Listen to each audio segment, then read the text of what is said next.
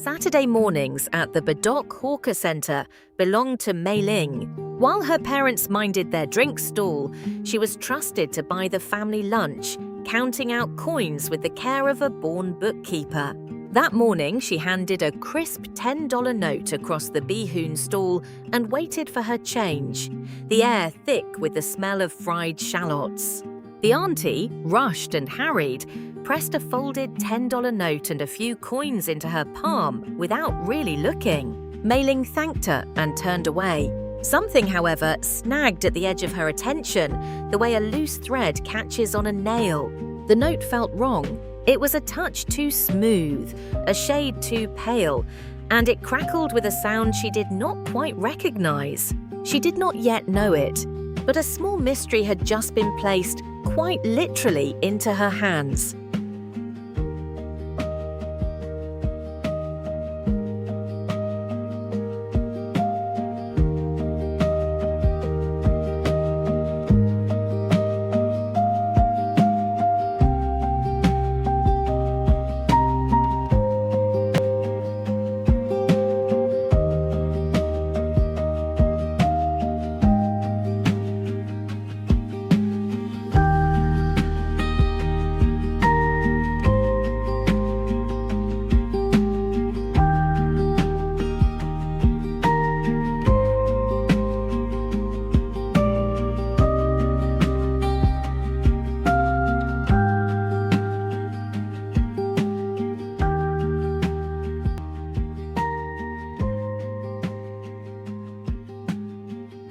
Mei Ling stepped aside from the queue and held the note up to the light, the way she had once seen her father do. A real $10 note carried a faint shadow portrait when held to the sun, a watermark that seemed to float inside the paper. This note showed nothing but a flat, lifeless grey. The little silver thread that should have been woven through the paper was merely printed on top, a cheap imitation of the real thing. Her stomach gave a slow, uneasy turn. She had been handed a fake. For one shameful moment, a thought slipped into her mind, smooth and tempting. She could simply spend it, pass it to the next stall, get her real change, and the problem would belong to somebody else. All that glitters is not gold, and a clean conscience is worth more than $10. Her father's voice rose up in her memory, quiet but firm.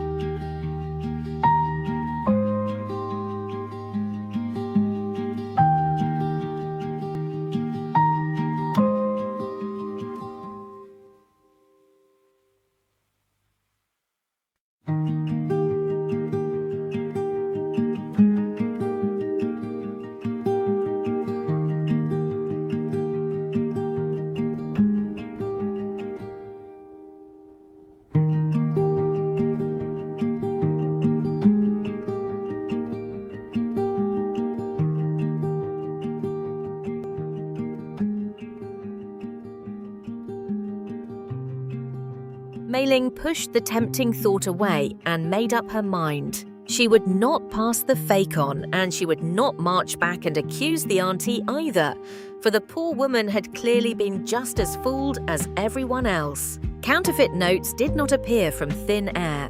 Somebody had spent this one first, slipping it into the day's takings, and that somebody was the person worth finding. She would treat the note as a clue and herself as a detective. Reaching into her bag, she drew out the small notebook she carried for jotting down stall prices and turned to a fresh page. The case of the counterfeit note. Beneath it, she began to list what she knew. She had little to go on, but every good investigation, she reminded herself, started with almost nothing and grew, fact by patient fact.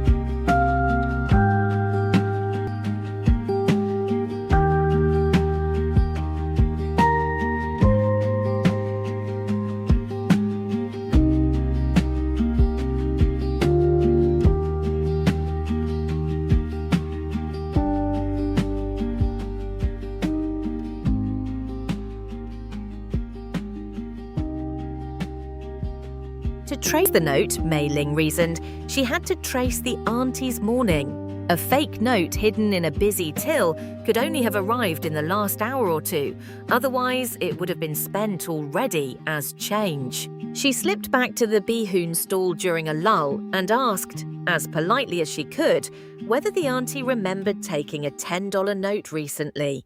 There had been a few, I suppose, but only one that sticks in my mind. A young man in a gray hooded jacket. He bought a single packet and paid with a 10, asking for the change in coins. It had seemed odd at the time, for the packet cost barely $3. Why insist on coins? Mei Ling's pulse quickened. Asking for coins meant walking away with real money in exchange for a worthless slip of paper. It was, she realized, exactly what a forger would do.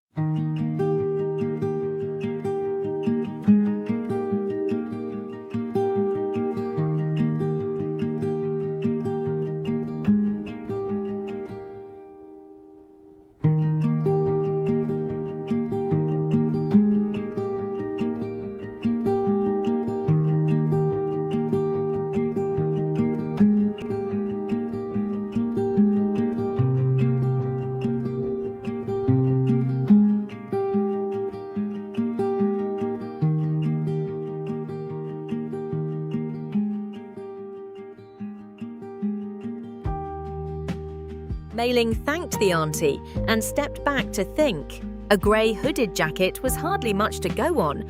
Half the teenagers in Singapore owned one. Yet a detective, she knew, did not chase the whole haystack at once. She chased one needle at a time. If the man had paid here with a fake, he might well have tried the same trick at other stalls, choosing cheap items and asking for coins. The pattern itself could be her map. Rather than rushing about wildly, she would move from stall to stall in order, asking the same careful question and noting every answer. A job done in a hurry is a job done twice. So she squared her shoulders, gripped her notebook, and began to work the row of stalls methodically, like a fisherman drawing in a net hand over patient hand.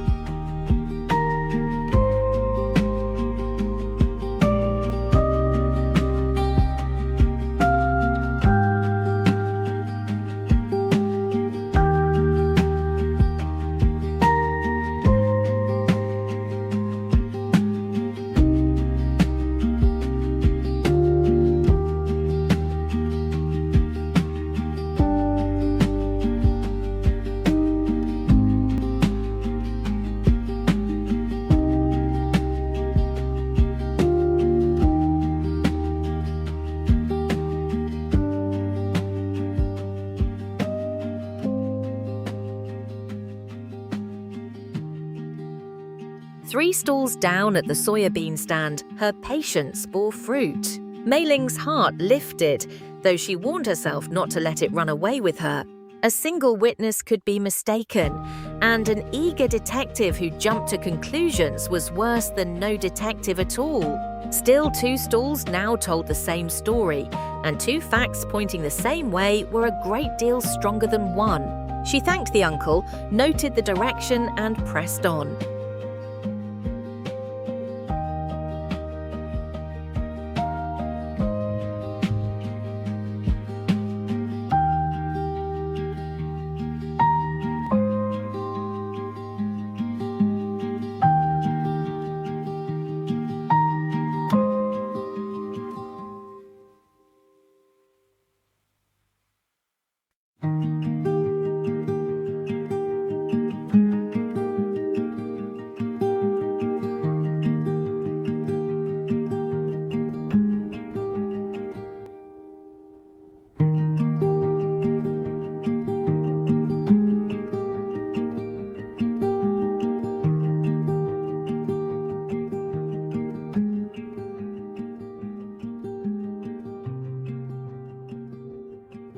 At the end of the centre stood a row of weathered shop houses, and tucked between a key cutter and a tailor was a small, cluttered shop selling second-hand phones. Through the grill, Mei Ling glimpsed a young man in a grey hooded jacket, leaning on the counter, laughing with the shopkeeper. Her breath caught. Every instinct screamed at her to burst in and point a trembling finger. Yet she held herself back, hand resting on the cool metal of the grill. What exactly can I prove? That a young man owns a gray jacket and likes paying in coins? It was nothing. An accusation, flung without proof, could ruin an innocent person and let a guilty one slip clean away. A good detective gathers the whole truth before speaking a single word of it. So Mei Ling did the hardest thing of all. She waited and she watched.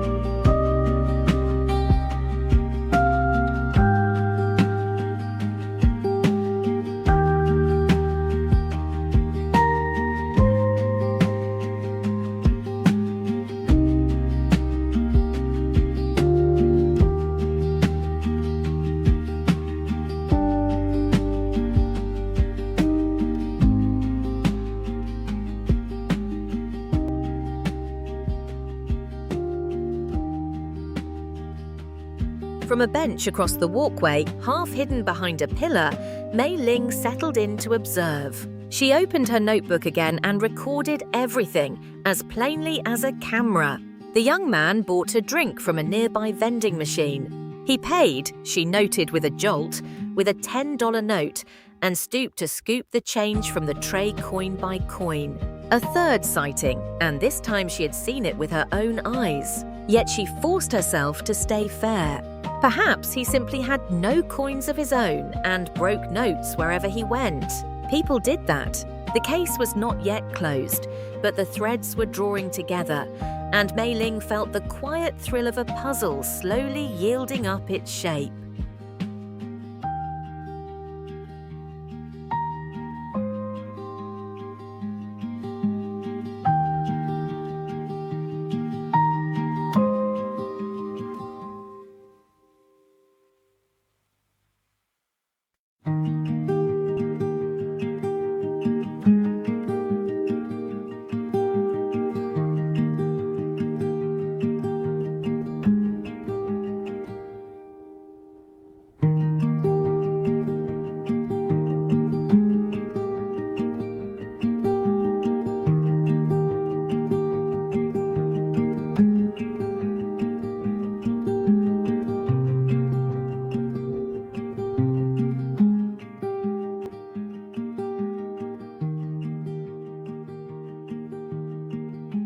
Mei Ling knew she could watch forever and never have proof. What she needed was the note itself, the counterfeit one, caught in the act of being passed. An idea took shape, simple and bold.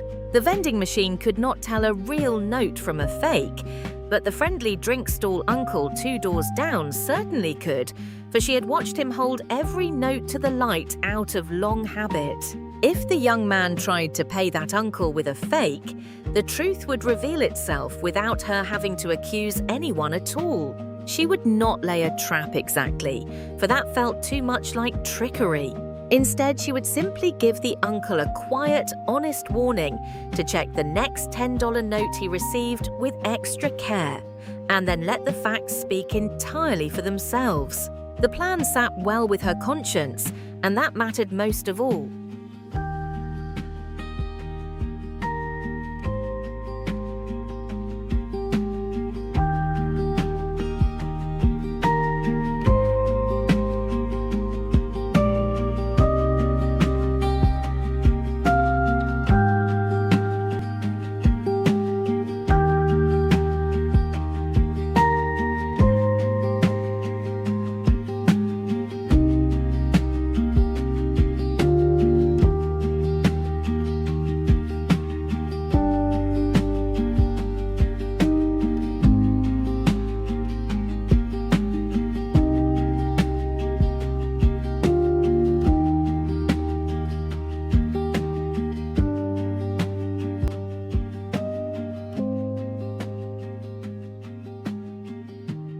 Mei Ling slipped over to the drink stall uncle and spoke in a low voice. A counterfeit 10 is going about this morning. A young man in a gray hood might try to pass it here.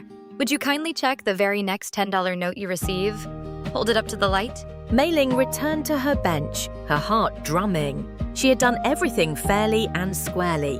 No accusation, no trap, no passing of the buck. Whatever happened next would happen of its own accord. She had set the truth a fair stage, and now she had only to let it walk on.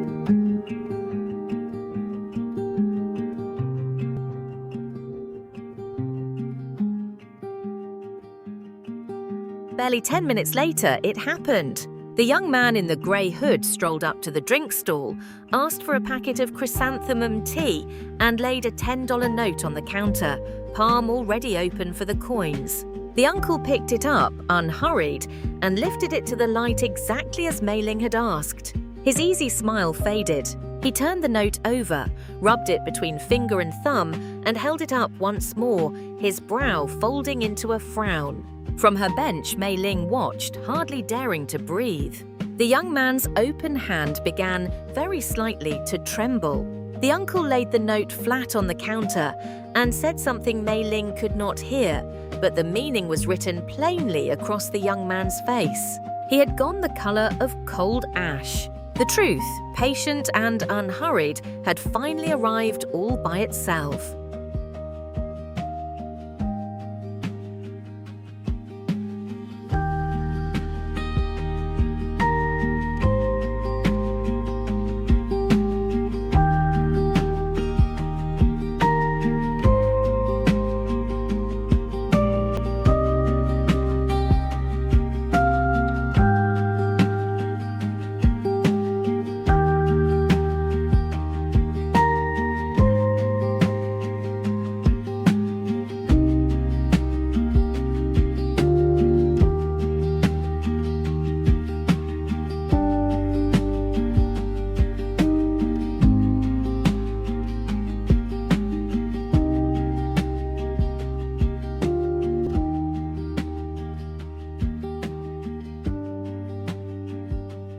A small crowd had begun to gather, and the young man's bravado crumbled like wet sand. He stammered that he had not known, that someone must have given the note to him, but the words rang hollow even to him. For the uncle gently produced 3 more identical fakes from his protesting customer's wallet. No one carried 4 counterfeit notes by accident. The security officer who patrolled the center was called over, and the young man, all his swagger gone, was led quietly to one side to wait for the police. Throughout it all, Mei Ling stayed on her bench, saying nothing, drawing no attention to herself. She had not needed to shout or to point or to accuse. She had simply gathered the truth, fact by careful fact, and arranged things so that the truth could show itself. That, she felt, was how honesty was meant to work, not loudly, but surely.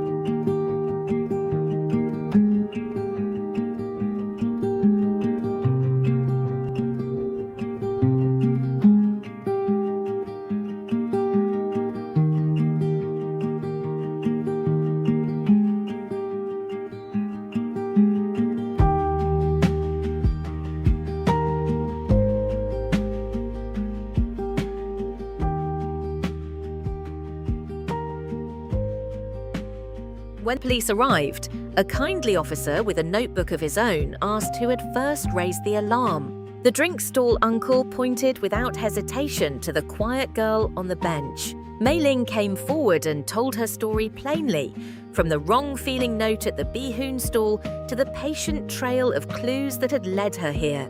She showed the officer her own notebook, with its careful capitals and its list of facts gathered one by one. Most adults would have spent that fake note within the minute and thought no more of it. It is rare to meet someone who chose the harder, honest road, and rarer still to meet one who walked it so carefully. Mei Ling felt her cheeks grow warm, but it was the warmth of quiet pride, the cleanest kind there is.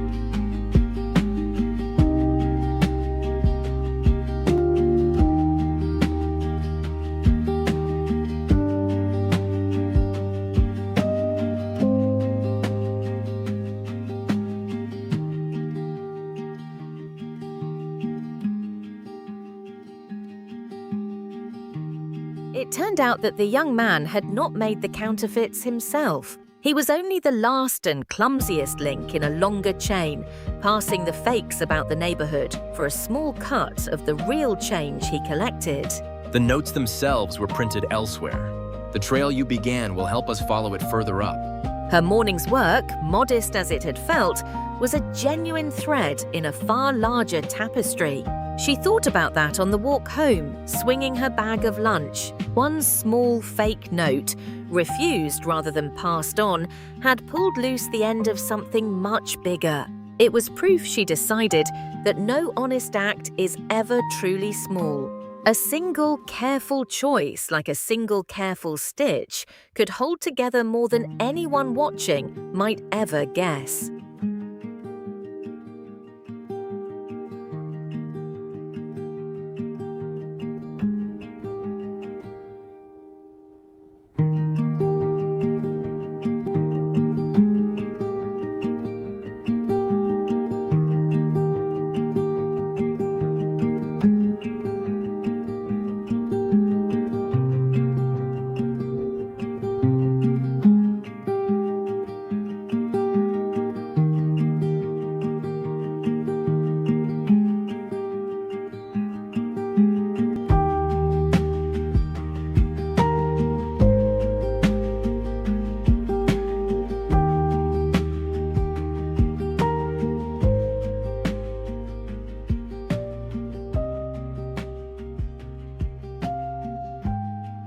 Back at the family stall, Mei Ling told her parents everything. Her father listened in silence, and when she had finished, he set down his cloth and looked at her for a long moment. He was not a man given to lavish praise, so the slow smile that spread across his face meant more than a speech. You remembered.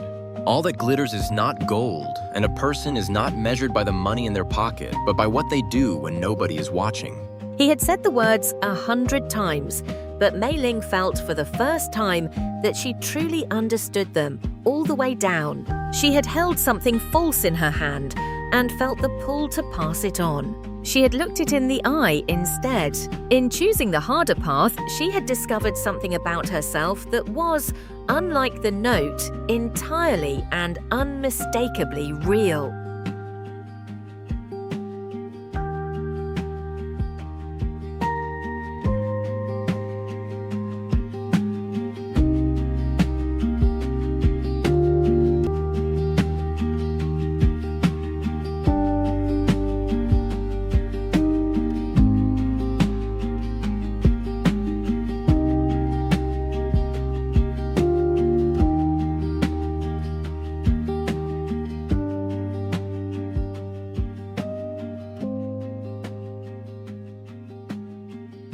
The counterfeit note never went back into Mei Ling's purse. The police kept it as evidence, but she asked the officer to copy it onto paper for her, and that copy she pasted into the front of her notebook. The case of the counterfeit note solved. She kept the notebook long after, and sometimes, leafing through it, she would remember the lesson it held. The world, she had learned, is full of things that glitter and are not gold. Easy shortcuts, tempting lies, the quick relief of making a problem somebody else's. Real worth lies elsewhere, in the patience to look closely, the fairness to wait for proof, and the courage to choose the honest road, even when no one would ever know the difference. A fake note, she thought, weighs nothing at all. A clear conscience, she had found, is worth carrying anywhere.